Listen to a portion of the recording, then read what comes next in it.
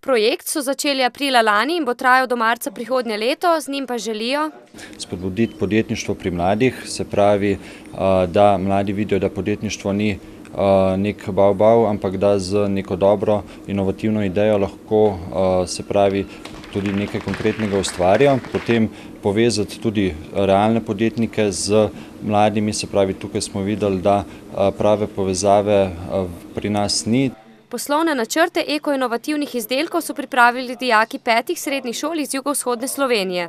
V bistvu zaradi tega, ker na gimnaziji nimamo veliko takšnih projektov in sploh ne vemo ničesar o ekonomiji na splošno. In se mi je zdelo fajn, da se seznanim z nečim, kar mi je v bistvu nepoznano. Iz tega vidika sem se odločila priključiti podjetniškemu krožku in na temu tekmovanju. 2 najboljši poslovni zamisli tako iz slovenskih kot hrvaških regij se bosta uvrstili na projekt na Kampa v Kopru in na Reki.